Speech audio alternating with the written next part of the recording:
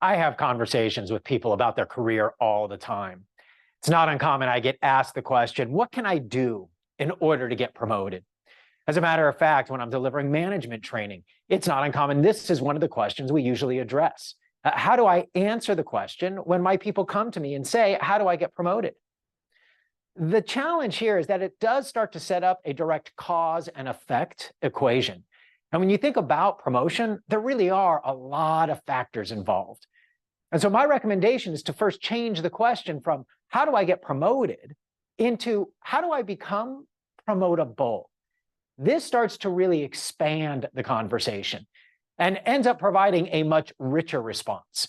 As a matter of fact, the way that we take a look at this is through uncovering what we call the promotability factor. The idea here is that you want to be right for the role. And it involves a number of elements. The first, in fact, is results. I have to be able to produce. I've got to be able to have good, solid performance over a long period of time. However, this is just my entry ticket. This is my baseline. As a matter of fact, if we are having a conversation around promotion, everybody that's being considered probably has this element. So we've always got to be able to deliver. In addition, we also want to make sure that we're focusing on the other three factors as well. And those include image, timing, and exposure. Image.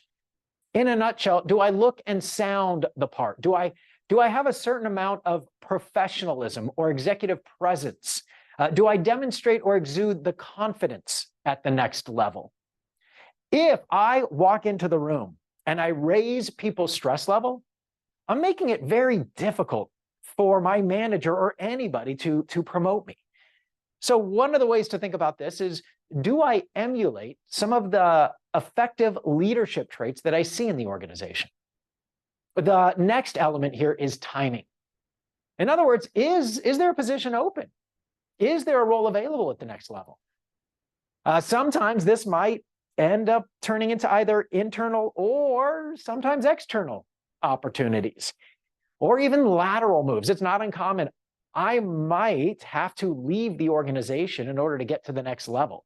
But if my manager has that conversation with me effectively, what we tend to see is that people will return.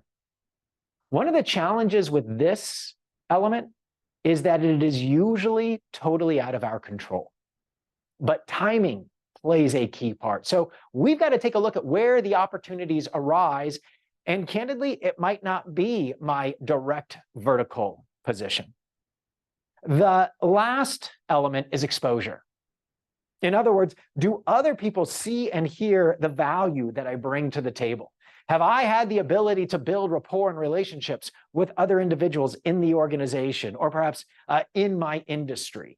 What have I done to market myself? And have I cultivated champions or mentors that are going to support me and speak well of me in these promotion conversations? What we're looking for here are sponsors.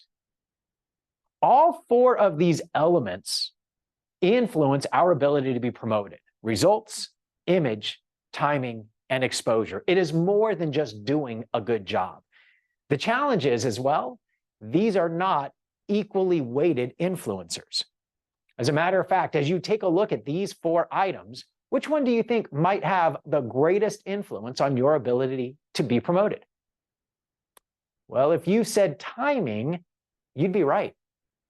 Roughly 40% of it is timing. As a matter of fact, I am sure we have all been aware of somebody that was delivering good results. They were a solid performer. They even looked and sounded the part. They had that presence about them, and people in the organization knew it. But unfortunately, there might have already been somebody in that position above them doing that job and doing it effectively. As a result, the timing wasn't there. And then we end up having to have conversations with folks in order to continue to keep them engaged with the idea that one day promotion will become available. And unfortunately, it's also not uncommon that over time, people start to get a little frustrated by that. And so they start to come across a little disenfranchised. Maybe they're not always as collaborative with the people they work with. And so their image starts to falter. When their image starts to falter a little, maybe they're not necessarily working with others in a way that they used to. That exposure piece, others aren't necessarily advocating for them as much. And now their results are also being impacted. Well, now the timing does become available, but unfortunately the other elements aren't there any longer.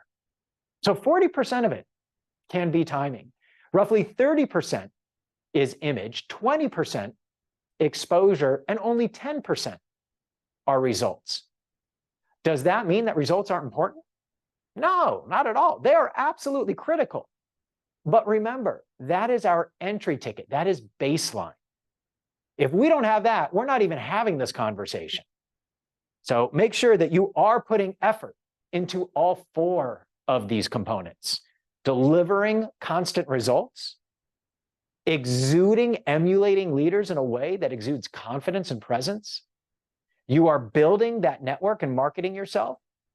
And at the same time, you are seeking out those opportunities, although that might not necessarily be in our control.